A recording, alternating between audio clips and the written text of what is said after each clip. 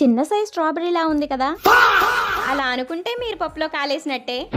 Hi అండి, నేను మీ లక్ష్మి. ఈ ఫ్రూట్స్ స్టార్టింగ్ స్టేజ్ లో ఉన్నప్పుడు చూడండి సేమ్ బొచ్చు పురుగులాగే ఉన్నాయి కదా.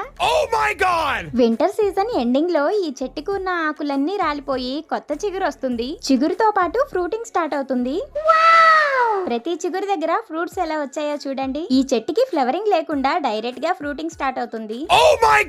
ఈ చెట్టు నాటి 2 years అవుతుంది కానీ ఫ్రూటింగ్ బాగా వస్తుంది. కానీ చెట్టుకు వచ్చిన ఫ్రూట్స్ మా వరకు రావట్లేదు.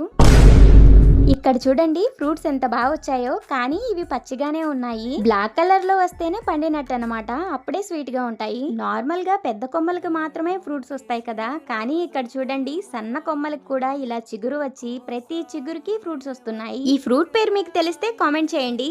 ఇంతకీ ఈ ఫ్రూట్స్ ఏమవుతున్నాయి అనుకుంటున్నారా? నెక్స్ట్ వీడియోలో చూపిస్తాను. వీడియో లైక్ చేసి మన ఛానల్ ని ఫాలో చేయండి. నెక్స్ట్ వీడియోలో కలుద్దాం. బాయ్.